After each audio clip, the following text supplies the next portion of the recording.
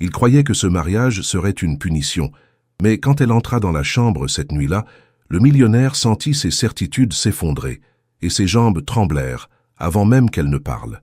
Sophia Moreau fixait les papiers étalés devant elle sur l'imposante table d'acajou du bureau familial, ses mains tremblant imperceptiblement. L'avocat de la famille, maître Dubois, venait de terminer la lecture du testament de son grand-père, et chaque mot résonnait encore dans sa tête comme un couperet.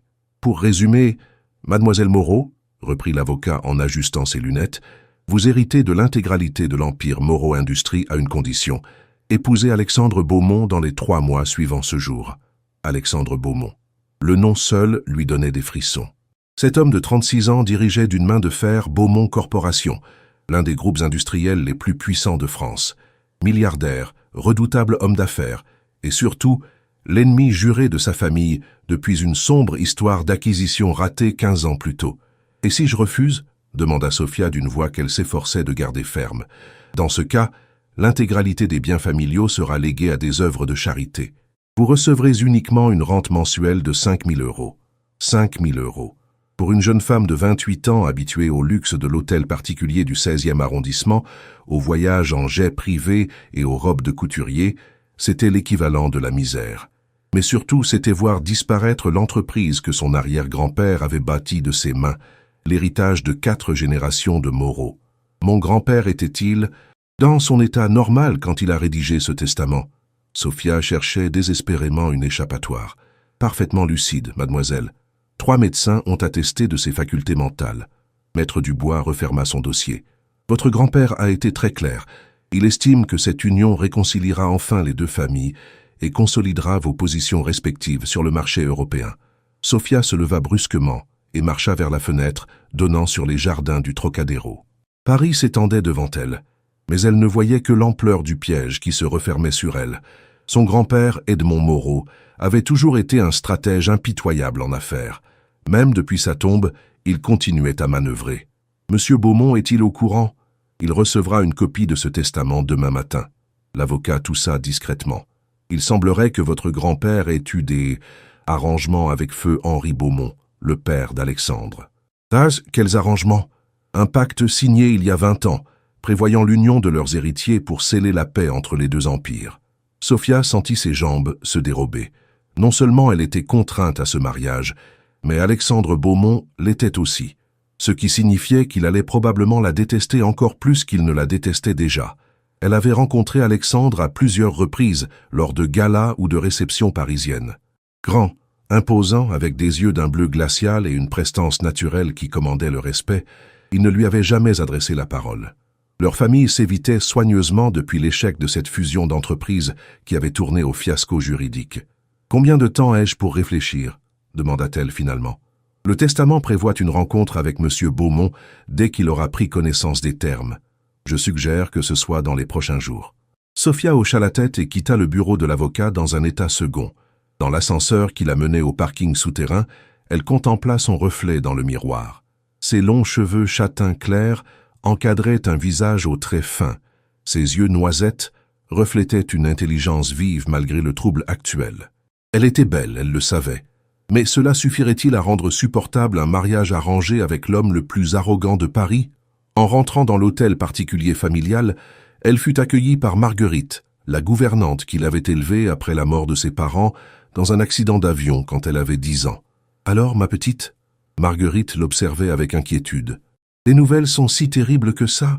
Sophia s'effondra dans un fauteuil du salon et raconta tout à cette femme qui était plus une mère qu'une employée.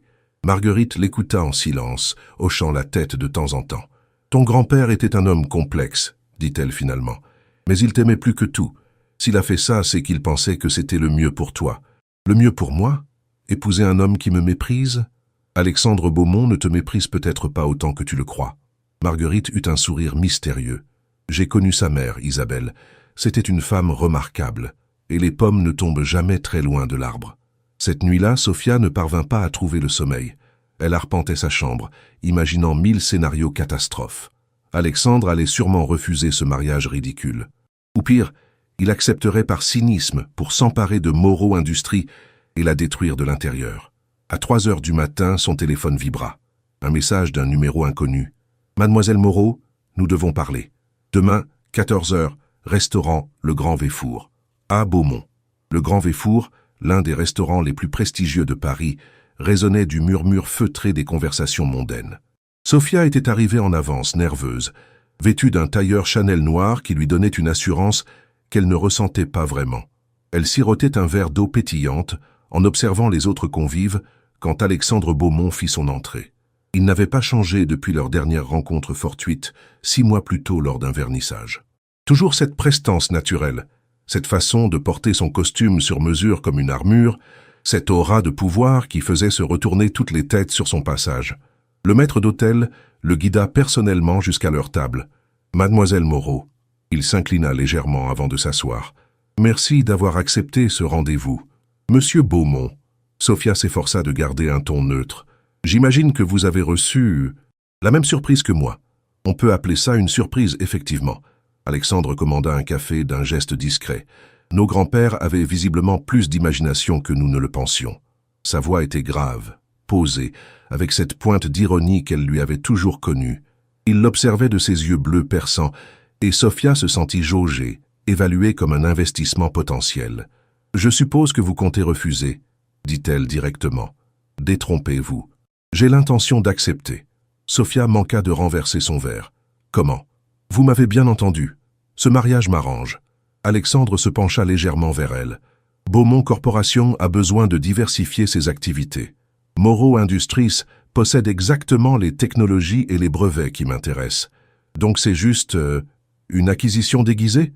Pas seulement. » Son regard s'adoucit imperceptiblement. « Contrairement à ce que vous pensez, je ne nourris aucune animosité personnelle envers vous, Sophia. Le conflit était entre nos pères, pas entre nous. » C'était la première fois qu'il l'appelait par son prénom. Le son de sa voix prononçant son nom lui fit quelque chose d'étrange, un frisson qu'elle s'empressa d'ignorer. « Et moi, dans tout ça, je suis juste un bonus. » Alexandre la regarda longuement. « Vous êtes une femme intelligente, diplômée de HEC qui parle 4 langues et a étudié l'art à Florence. Vous n'êtes certainement pas un simple bonus. » Sophia fut surprise qu'il connaisse son parcours avec autant de précision. « Vous vous êtes renseigné sur moi ? » « Bien sûr, comme vous l'avez fait sur moi, j'imagine. » Un léger sourire étira ses lèvres. « Nous ne sommes plus des enfants, Sophia. Si nous devons nous marier, autant le faire en connaissance de cause. Et quelles sont vos conditions ? Simple. Mariage civil dans 6 semaines. Voyage de noces d'1 semaine pour préserver les apparences. Puis nous reprenons nos vies respectives. Vous conservez votre appartement, vos activités, votre liberté. Moi de même. Un mariage blanc, en somme ? Alexandre hésita une fraction de seconde. « Si c'est ce que vous souhaitez. » Quelque chose dans sa voix laissait entendre que ce n'était peut-être pas ce qu'il souhaitait, lui. Sophia sentit son cœur s'accélérer malgré elle. Et du point de vue professionnel, fusion progressive de nos entreprises sur 2 ans. Vous gardez un poste de direction chez Moreau Industries. Je ne suis pas un ogre, contrairement à ce que la presse économique raconte parfois. Sophia l'étudia attentivement.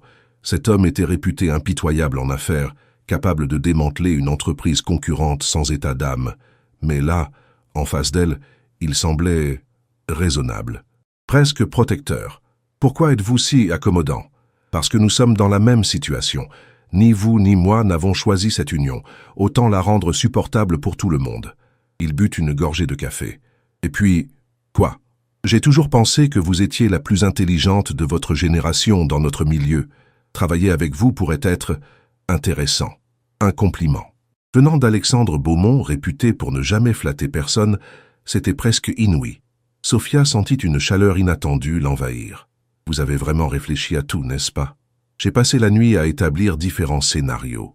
Celui-ci me semble le plus bénéfique pour tous. Et si je refuse ?» Alexandre la regarda droit dans les yeux. « Alors vous perdez tout. Et moi, je perds l'occasion de connaître une femme qui m'intrigue depuis des années. » Le cœur de Sophia fit un bond. « Je vous intrigue énormément. » Sa voix se fit plus douce. « Vous êtes la seule femme de Paris qui ne m'ait jamais couru après.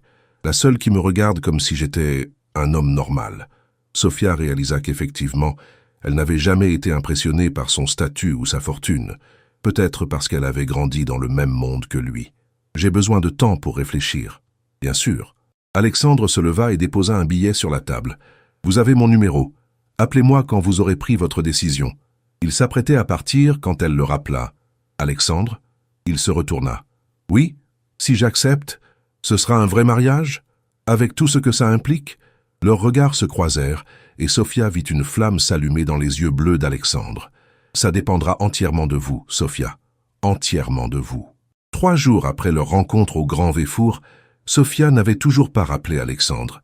Elle passait ses journées à arpenter l'hôtel particulier familial, pesant le pour et le contre de cette union qui bouleverserait sa vie à jamais. Ce matin-là, elle se trouvait dans le bureau de son grand-père, contemplant le portrait d'Edmond Moreau qui dominait la pièce. Cet homme au regard perçant avait bâti un empire, mais il l'avait aussi piégé dans une situation impossible. « Tu ressasses encore ?» Marguerite entra avec un plateau de thé. « Ça fait 3 jours que tu tournes en rond comme un lion en cage. » « Je ne sais pas quoi faire, Marguerite. » Sophia s'effondra dans le fauteuil de cuir de son grand-père. « Épouser un homme pour l'argent, c'est ce que font la plupart des femmes de ton milieu depuis des siècles, » coupa doucement Marguerite. « La différence, c'est qu'Alexandre Beaumont ne te laisse pas indifférente. » Sophia sursauta. « Comment peux-tu dire ça ? Parce que je t'ai élevée, ma petite. Et depuis 3 jours, tu ne parles que de lui. Sa façon de te regarder, sa voix, ses propositions. » Marguerite sourit.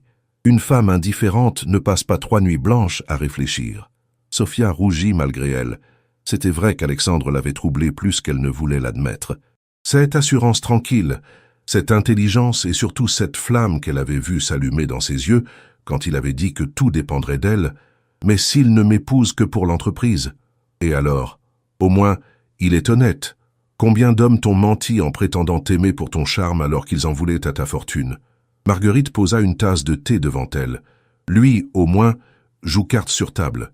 Toi, tu penses que je devrais accepter? Je pense que tu devrais écouter ton cœur. Et ton cœur, depuis 3 jours, ne fait que répéter le nom d'Alexandre Beaumont. Sophia resta silencieuse un long moment. Marguerite avait raison. Malgré toutes ses réticences rationnelles, quelque chose en elle était fasciné par cet homme. Peut-être était-ce justement parce qu'il ne la courtisait pas, qu'il ne cherchait pas à la séduire avec de belles paroles. Son téléphone vibra.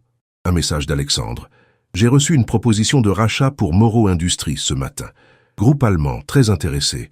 Je suppose que vous aimeriez être tenu au courant. » Sophia sentit son sang se glacer. Si elle ne se mariait pas et perdait l'héritage, l'entreprise irait effectivement aux œuvres de charité, qui la vendraient probablement au plus offrant. 4 générations de travail familial disparaîtraient. Elle composa son numéro sans plus hésiter. « Alexandre ? C'est Sophia. »« Bonjour ?» Sa voix semblait soulagée. « Vous avez réfléchi ? J'accepte. Mais j'ai des conditions. Je vous écoute. Premièrement, nous nous marions à la mairie du 7e arrondissement. Pas de cérémonie ostentatoire. Deuxièmement, je garde mon nom de famille professionnellement. Troisièmement, » elle hésita. « Si à un moment donné l'un de nous souhaite que ce mariage devienne plus qu'un arrangement, l'autre doit être libre de refuser sans conséquence. » Un silence au bout du fil. Puis, « D'accord pour les 2 premières conditions. Pour la 3e, nous en reparlerons le moment venu. Alexandre. Sophia, faites-moi confiance. Je ne suis pas un monstre. » Sa voix se fit plus douce. « Retrouvons-nous ce soir pour dîner. Nous avons un mariage à organiser. »« Où ? Chez moi. Je cuisine pour vous. » Sophia faillit lâcher son téléphone. « Vous cuisinez ? Ça vous étonne ?» Elle entendait le sourire dans sa voix. « J'ai quelques talents cachés. 20h avenue Foch. » Et Sophia ? « Oui, portez quelque chose de décontracté. C'est un dîner entre futurs époux, pas une négociation d'affaires. » L'hôtel particulier d'Alexandre avenue Foch était exactement ce qu'elle avait imaginé, imposant, élégant, parfaitement entretenu. Mais quand il lui ouvrit la porte, Sophia fut surprise de le voir en jean et chemise blanche, les manches retroussées, l'air détendu qu'elle ne lui avait jamais connu. « Bonsoir, Sophia. » Il l'embrassa poliment sur les joues, et elle sentit son parfum discret, mélange de bergamote et de bois de santal. « Entrez, je vous en prie. » L'intérieur la surprit encore plus. Elle s'attendait à un décor froid et ostentatoire, mais découvrit un mélange harmonieux d'ancien et de moderne, avec des œuvres d'art contemporain qui côtoyaient des meubles de famille. Surtout, la maison semblait vivante. « C'est magnifique, » dit-elle sincèrement. « Très différent de ce que j'imaginais. Imaginiez-vous ? Quelque chose de plus impersonnel. » Alexandre sourit. « J'aime être entouré de beauté, ça m'inspire. » Il la guida vers le salon. « Un verre de champagne ? Nous devons fêter nos fiançailles, même arrangées. Il servit 2 coupes de Dom Pérignon et trinqua avec elles. À nos grands-pères visionnaires, dit-il avec ironie. À notre futur, répondit Sophia, surprise de sa propre audace. Pendant qu'il terminait de préparer le dîner dans sa cuisine ouverte sur le salon, Sophia observa cet homme, qu'elle allait épouser, Alexandre cuisant risotto, avec une concentration qui l'émouvait. Il y avait quelque chose de profondément sensuel dans ses gestes précis, sa façon de goûter la préparation, de réajuster l'assaisonnement. « Vous apprenez la cuisine où » demanda-t-elle. « Ma mère. Elle était italienne, de Milan. Elle disait qu'un homme qui ne sait pas nourrir une femme ne sait pas l'aimer. » Il leva les yeux vers elle. « Philosophie discutable, mais j'ai gardé l'habitude. Vous parlez d'elle au passé. Cancer, il y a 5 ans. » Son expression se durcit légèrement. « Elle aurait aimé vous rencontrer. Elle répétait toujours que j'avais besoin d'une femme intelligente pour me tenir tête. » « Et votre père ?» Crise cardiaque l'année suivante. « Officiellement. Officieusement, je pense qu'il est mort de chagrin. » Alexandre versa le vin blanc dans le risotto. « Il s'aimait vraiment, vous savez. 40 ans de mariage heureux. Ça existe. » Cette confidence inattendue toucha Sophia. Elle découvrait un Alexandre plus vulnérable, plus humain que l'homme d'affaires impitoyable qu'elle croyait connaître. « C'est pour ça que vous acceptez ce mariage? Pour leur faire honneur? En partie. » Il la regarda intensément. Mais pas seulement. Quoi d'autre? Alexandre éteignit le feu sous la casserole et s'approcha d'elle. « Sophia, puis-je vous dire quelque chose d'honnête? » « Bien sûr. Je vous observe depuis des années. Dans les galas, les vernissages, les réceptions. Vous m'intriguez depuis la première fois où je vous ai vu. » Sophia sentit son cœur s'emballer. « Vraiment? Vous étiez au vernissage de Soulage, chez Karsten Greve, il y a 3 ans. Vous portiez une robe bleu marine, et vous expliquiez à un groupe d'amis pourquoi cette toile particulière résumait toute l'œuvre de l'artiste. J'ai écouté votre analyse pendant 20 minutes, fasciné. Vous vous souvenez de ça? De chaque mot. » Alexandre se rapprocha encore. Cette intelligence, cette passion. Quand j'ai appris les termes du testament, ma première pensée n'a pas été pour l'entreprise. Elle a été pour l'opportunité de vous connaître vraiment. Sophia recula légèrement, troublée par cette proximité et par ses paroles. Alexandre, je sais, c'est probablement trop tôt pour dire ça, mais je voulais que vous sachiez que ce mariage n'est pas qu'une transaction pour moi. Il retourna à ses fourneaux, même si au début c'était censé l'être. Le dîner fut délicieux, mais Sophia avait du mal à se concentrer sur la nourriture. Elle découvrait un Alexandre charmant, cultivé qui la faisait rire avec des anecdotes sur ses voyages d'affaires. Loin de l'image froide qu'elle avait de lui, il se révélait chaleureux, attentionné. « Vous savez que vous me surprenez ?» dit-elle pendant le dessert. « En bien, j'espère. Très bien. Vous n'êtes pas du tout l'homme que je croyais. Et qui croyiez-vous que j'étais? Arrogant, insensible, uniquement intéressé par le pouvoir et l'argent. » Alexandre rit. « Je suis tout ça aussi, parfois. Les affaires exigent une certaine dureté. Mais avec vous, » il s'interrompit. « Avec moi? Avec vous, j'ai envie d'être l'homme que ma mère espérait que je devienne. » Sophia sentit quelque chose fondre en elle. Cet aveu, livré simplement, sans calcul, la touchait plus que toutes les déclarations enflammées qu'elle avait pu entendre. « Alexandre? Oui, je pense que ce mariage ne va pas être aussi simple que nous l'imaginions. »« Hein, pourquoi? » ?»« Parce que je commence à vous apprécier, vraiment. » Le sourire qu'il lui adressa alors la fit frissonner. Sophia, c'était exactement le but. 6 semaines plus tard, Sophia se regardait dans le miroir de la suite nuptiale du Plaza Athénée, le cœur battant d'une émotion qu'elle n'arrivait pas à définir. Sa robe de mariée, une création simple mais élégante en soie ivoire qu'elle avait choisie chez une créatrice émergente plutôt que dans une grande maison, épousait parfaitement sa silhouette. « Tu es magnifique, » dit Marguerite, en ajustant le voile de dentelle ancienne qui avait appartenu à sa grand-mère. « Exactement comme ta mère le jour de son mariage. » Sophia toucha machinalement le collier de perles que Marguerite venait de lui passer au cou, un bijou familial, transmis de mère en fille depuis 4 générations. Dans quelques heures, elle porterait le nom de Beaumont, une perspective qui, curieusement, ne l'effrayait plus. Ces 6 semaines avaient été une révélation. Alexandre et elle s'étaient vus régulièrement pour organiser le mariage et discuter de la fusion de leurs entreprises.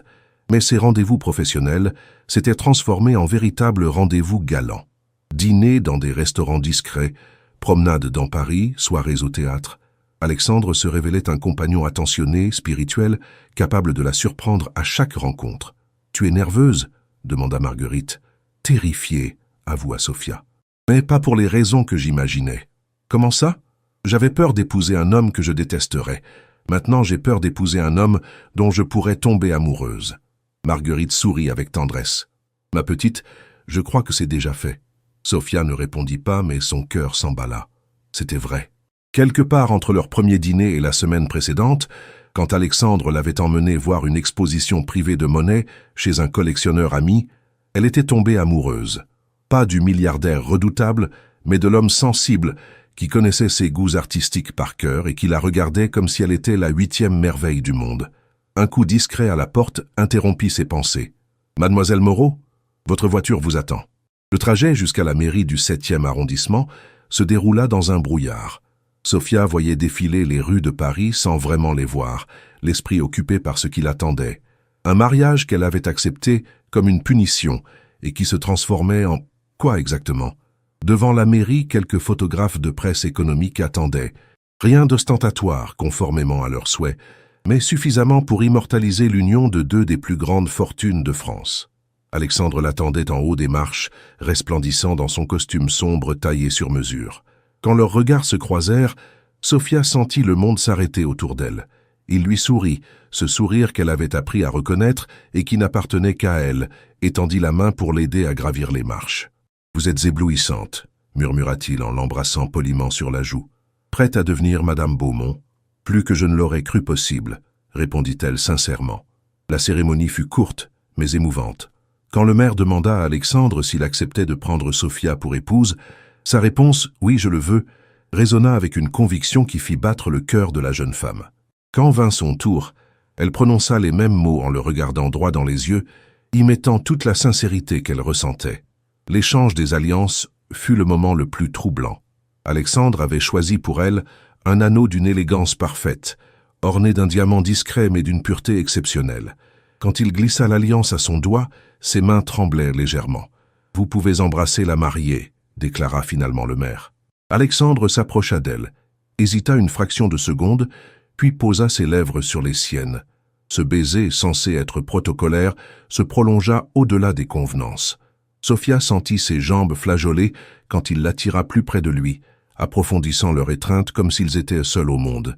Quand ils se séparèrent sous les applaudissements discrets des témoins, Sophia vit dans les yeux d'Alexandre une flamme qui lui coupa le souffle. Ce n'était plus le regard calculateur de l'homme d'affaires, mais celui d'un homme désirant profondément sa femme. « Madame Beaumont », murmura-t-il contre son oreille, « j'ai hâte d'être seul avec vous. » Le château de Malmaison, où Alexandre avait réservé la suite impériale pour leur nuit de noces, baignait dans la lumière dorée du soleil couchant. Sophia contemplait les jardins historiques depuis la fenêtre de leur chambre, essayant de calmer les battements affolés de son cœur. Toute la journée, depuis le baiser sur les marches de la mairie, la tension entre Alexandre et elle était devenue presque palpable.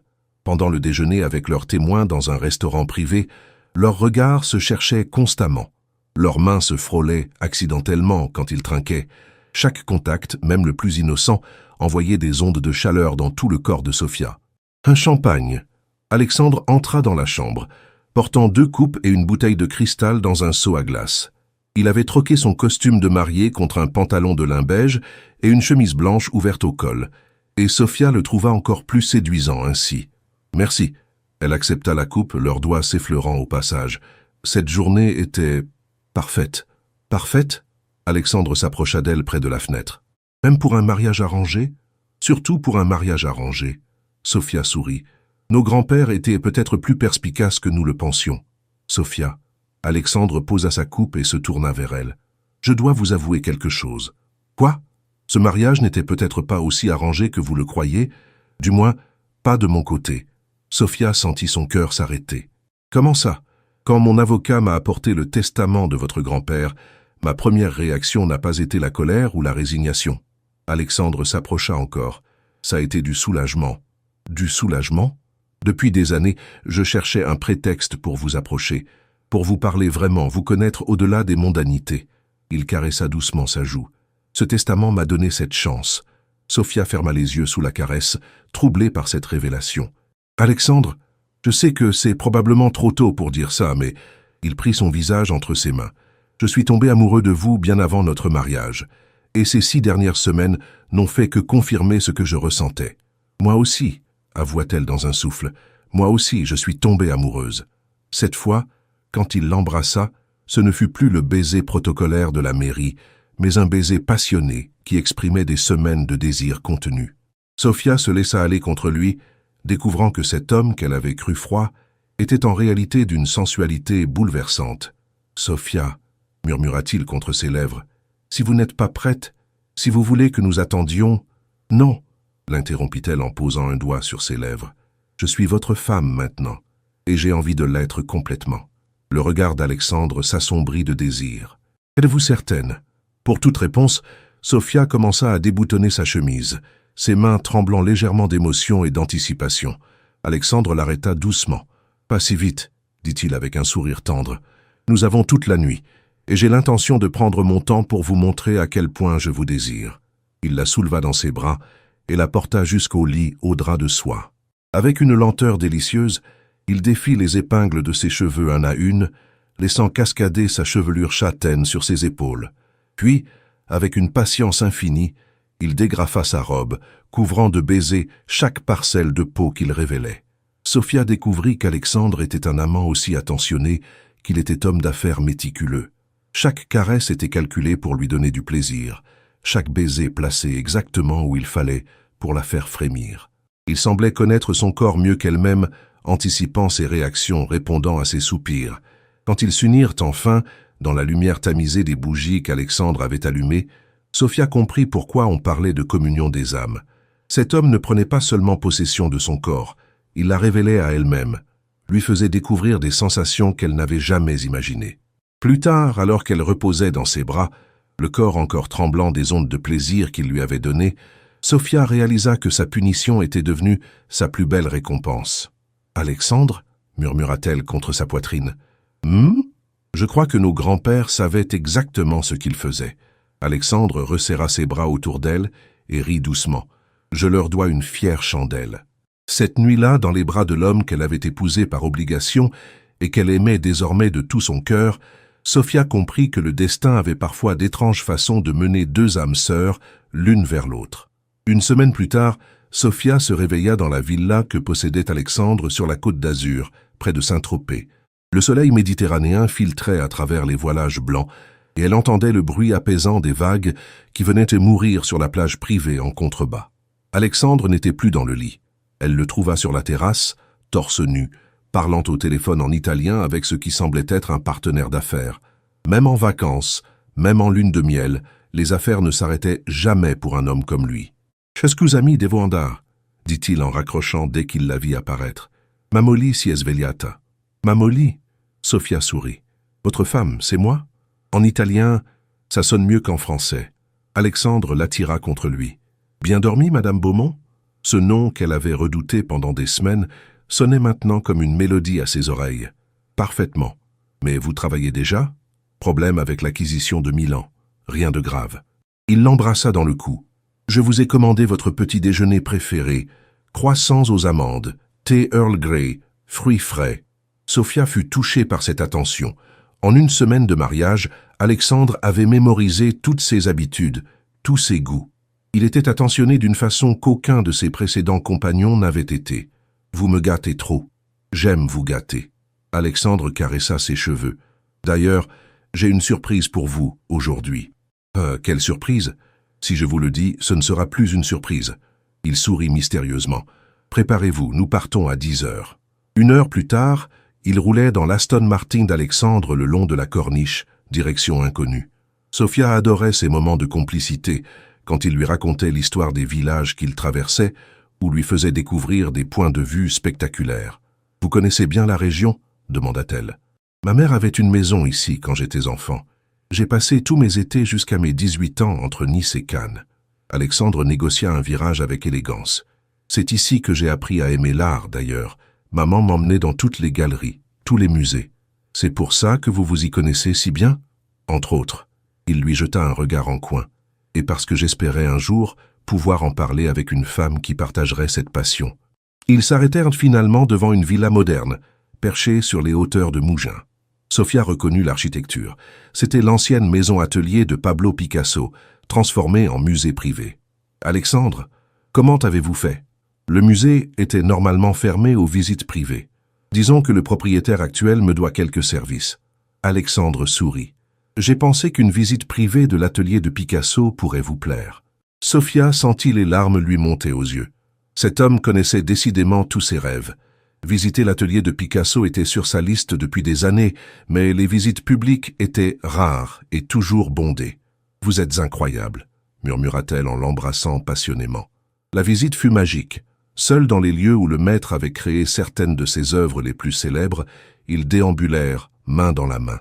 Alexandre écoutait Sophia expliquer les techniques du peintre avec la même attention qu'il portait à ses dossiers d'affaires les plus importants. « Vous savez que vous êtes encore plus belle quand vous parlez d'art ?» dit-il soudain. « Comment ça? Vous vous illuminez. Vos yeux brillent. Votre voix devient passionnée. » Alexandre s'arrêta devant elle. « C'est exactement ce que j'ai ressenti le soir où je vous ai entendu parler de Soulage. » Alexandre. Sophia sentit son cœur s'emballer. « Vous rendez cette lune de miel parfaite. Sophia, je veux que vous sachiez quelque chose. » Alexandre prit ses mains. « Ces derniers jours, c'est la première fois de ma vie que je me sens vraiment heureux. Pas satisfait professionnellement, pas accompli financièrement. Heureux. Moi aussi. » Elle posa sa main sur sa joue. « J'avais peur que notre mariage soit un arrangement froid.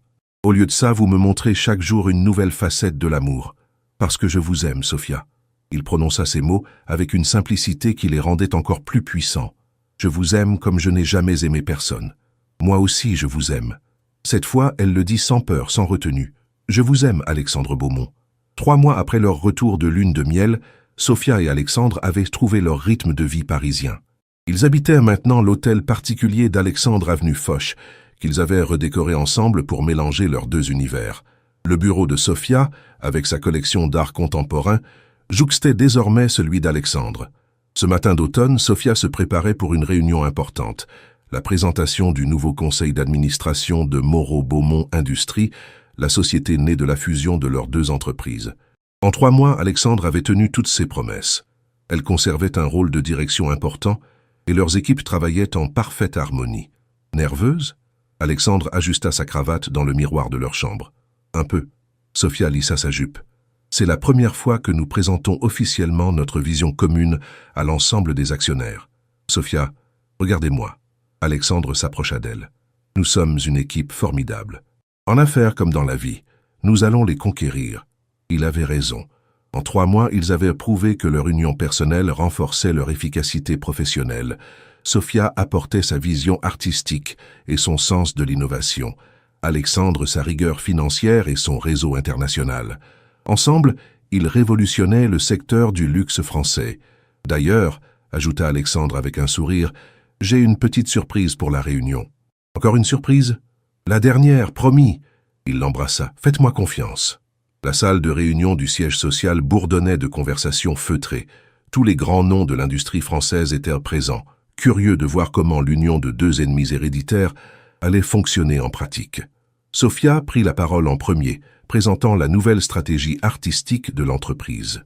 Son projet de collaboration avec de jeunes créateurs pour renouveler l'image du luxe français fut accueilli avec un enthousiasme visible. Puis Alexandre présenta les résultats financiers. En 3 mois seulement, la fusion avait généré une croissance de 15% du chiffre d'affaires. Les actionnaires étaient conquis. Avant de conclure, dit Alexandre en se levant, j'aimerais annoncer une nouvelle qui me tient particulièrement à cœur. Sophia le regarda, intriguée. Quelle était cette surprise? Le conseil d'administration de Moreau Beaumont Industries a voté à l'unanimité la création d'une fondation pour l'art contemporain. Cette fondation, qui portera le nom de Fondation Sophia Beaumont, aura pour mission de soutenir les jeunes artistes français. Sophia sentit les larmes lui monter aux yeux. Alexandre venait de créer une fondation à son nom, réalisant un rêve qu'elle n'avait jamais osé formuler. La présidence de cette fondation, continua Alexandre en la regardant tendrement, sera naturellement assurée par mon épouse, dont l'expertise en art contemporain n'est plus à démontrer. Les applaudissements éclatèrent dans la salle.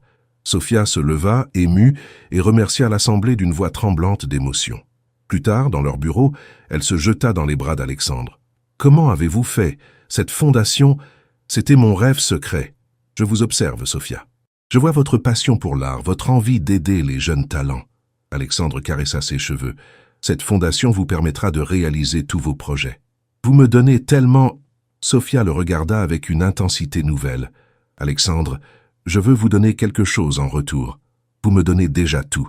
Votre amour, votre intelligence, votre présence. Non, quelque chose de plus. Sophia prit une profonde inspiration. Je veux vous donner une famille. Alexandre se figea. Sophia, j'ai arrêté la pilule le mois dernier.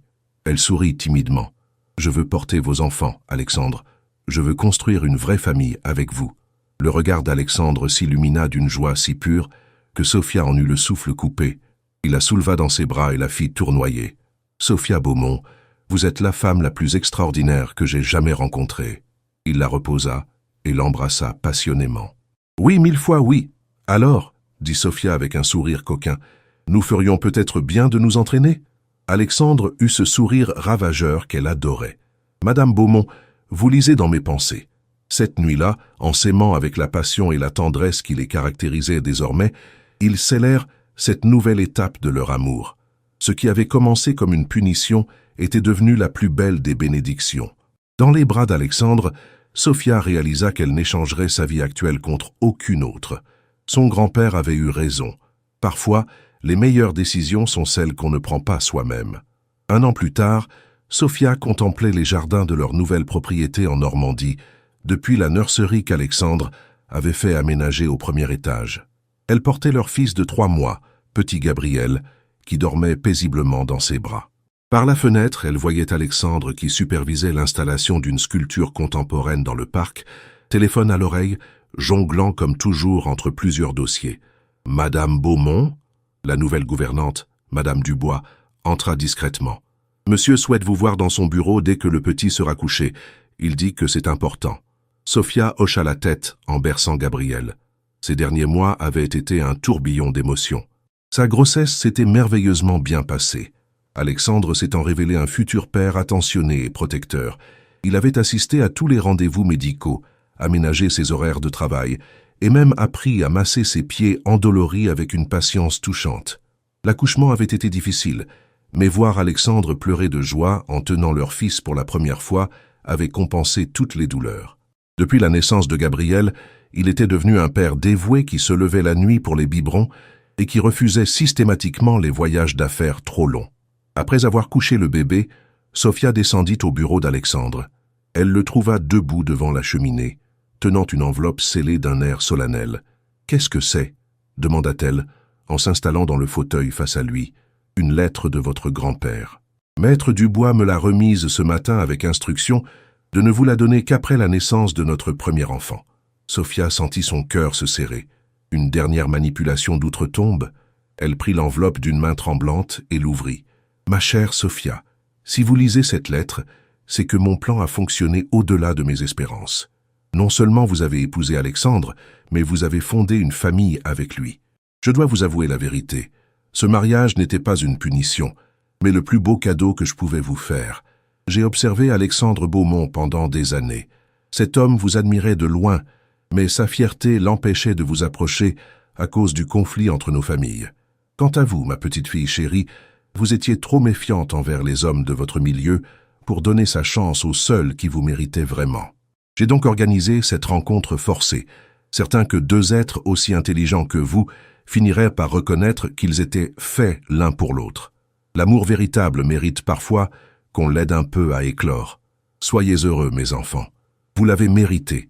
Avec toute ma tendresse, grand-père Edmond PS, Alexandre, si vous lisez ces lignes par-dessus l'épaule de ma petite fille, sachez que vous avez ma bénédiction.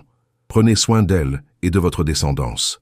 Sophia leva les yeux vers Alexandre qui souriait tendrement. Vous l'aviez deviné? Soupçonné. Votre grand-père était trop fin stratège pour laisser le hasard décider de votre bonheur. Alexandre s'assit près d'elle. Et maintenant, vous lui en voulez? Sophia réfléchit longuement. Non, il avait raison. Sans cette obligation, nous ne nous serions jamais vraiment rencontrés. Nos fiertés respectives nous en auraient empêchés. Alors nous lui devons tout. Nous lui devons tout, confirma Sophia en se blottissant contre lui. Notre amour, notre famille, notre bonheur. Alexandre la prit dans ses bras. Sophia, vous rendez-vous compte du chemin parcouru? Il y a 18 mois, vous me détestiez. Je ne vous détestais pas. Je vous craignais. Elle sourit. Vous représentiez tout ce que je refusais, le mariage arrangé, la soumission. Et maintenant? Maintenant, vous représentez tout ce que je désire, l'amour, l'égalité, le respect mutuel. Sophia l'embrassa tendrement. Vous m'avez montré qu'on pouvait être fort ensemble sans perdre son identité. C'est vous qui m'avez appris ça, mon amour. Avant vous, je pensais qu'aimer, c'était posséder. Avec vous, j'ai découvert qu'aimer, c'est libérer l'autre pour qu'il choisisse de rester. 5 ans plus tard, la Fondation Sophia Beaumont organisait sa plus grande exposition de l'année dans l'ancienne gare d'Orsay, rénovée spécialement pour l'occasion. Nouveau Regard présentait 30 jeunes artistes français que la Fondation avait soutenus, et l'événement attirait tout le gratin artistique parisien. Sophia circulait entre les œuvres, enceinte de leur 2e enfant, une petite fille qu'ils avaient décidé d'appeler Marguerite en hommage à la gouvernante qui l'avait élevée. À 33 ans, elle rayonnait d'un bonheur accompli, partageant son temps entre la Fondation, ses enfants, et l'entreprise familiale qui prospérait. Maman, Gabriel, maintenant âgé de 5 ans, courut vers elle en tenant la main de son père. « Papa m'a expliqué pourquoi les statues bougent. »« Ah oui ?» Sophia sourit en ébouriffant les cheveux châtains de son fils, qui tenait à la fois d'elle et d'Alexandre. « Et pourquoi bouge-t-elle ?»« Parce que l'artiste a mis ses sentiments dedans. » Gabriel semblait très fier de sa découverte. « Papa dit que c'est comme ça que toi tu fais avec tes expositions. Tu mets des sentiments pour que les gens soient heureux. » Alexandre arriva près d'eux, élégant comme toujours dans son costume sombre, mais avec cette chaleur dans le regard qu'il n'avait que pour sa famille. « Notre fils montre déjà des dispositions artistiques. Il a passé 20 minutes à analyser la sculpture de Martine Lemoine. Comme son grand-père maternel, dit Sophia avec émotion. Papa aurait été si fier de voir la Fondation aujourd'hui. Il aurait surtout été fier de voir sa fille épanouie, murmura Alexandre en l'embrassant sur le front. Comment vous sentez-vous? Pas trop fatigué? Parfaitement bien. Marguerite me laisse plus de répit que Gabriel à l'époque. Sophia caressa son ventre arrondi. Je crois qu'elle tient de son père, sage et réfléchi. Monsieur et Madame Beaumont, un journaliste de Paris Match s'approcha d'eux. Pourriez-vous nous accorder quelques minutes? Nos lecteurs adoreraient connaître le secret de votre réussite, tant professionnelle que personnelle. Alexandre et Sophia échangèrent un regard complice. 5 ans après leur mariage, ils étaient devenus l'un des couples les plus admirés de France. Leur union avait révolutionné le monde des affaires français, prouvant qu'amour et réussite pouvaient aller de pair. Le secret? Sophia sourit au journaliste. Nous avons appris que les meilleures unions ne sont pas celles qu'on choisit par passion aveugle, mais celles qu'on construit jour après jour avec respect et admiration mutuelle. Et parfois, ajouta Alexandre en prenant la main de sa femme, il faut accepter que d'autres soient plus clairvoyants que nous sur ce qui nous rendra heureux. Vous faites référence au testament de votre grand-père, Madame Beaumont. Exactement. Ce que j'ai vécu comme une punition était en réalité le plus beau cadeau qu'on puisse faire à 2 personnes, la chance de découvrir qu'elles sont faites l'une pour l'autre. Plus tard dans la soirée, après le succès retentissant de l'exposition, ils rentrèrent dans leur hôtel particulier avenue Foch. Gabriel dormait déjà dans les bras d'Alexandre, épuisé par cette longue journée riche en découvertes. Une fois leur fils couché, ils se retrouvèrent dans leur salon savourant ces moments d'intimité qui leur étaient devenus si précieux. « Sophia ?» Alexandre s'assit près d'elle sur le canapé. « Avez-vous parfois des regrets? Sur quoi? Sur cette vie qu'on nous a en quelque sorte imposée, sur les choix qu'on ne nous a pas laissé faire. » Sophia le regarda avec tout l'amour qu'elle ressentait pour cet homme extraordinaire qui l'avait rendue si heureuse. « Alexandre, si on m'avait laissé choisir librement, j'aurais probablement épousé un artiste bohème, vécu dans un appartement minuscule et passé ma vie à regretter les occasions manquées. Et maintenant? Maintenant, j'ai l'homme le plus merveilleux du monde. 2 enfants magnifiques, une carrière épanouissante et l'impression d'avoir trouvé ma place dans l'univers. » Elle posa sa main sur son cœur. « Comment pourrais-je avoir des regrets ?» Alexandre l'embrassa avec cette tendresse passionnée qui n'avait jamais faibli entre eux. « Je vous aime, Sophia Beaumont, plus aujourd'hui qu'hier et moins que demain. Moi aussi, je vous aime. » Elle sourit contre ses lèvres. « Merci d'avoir transformé ma punition en paradis. » Cette nuit-là, en s'endormant dans les bras de l'homme qu'elle chérissait, Sophia songea à son grand-père avec une gratitude infinie. Edmond Moreau avait eu raison jusqu'au bout. Parfois, les plus beaux amours naissent des contraintes qu'on refuse d'abord d'accepter. Le mariage qu'elle avait redoué comme une condamnation était devenu sa plus belle libération.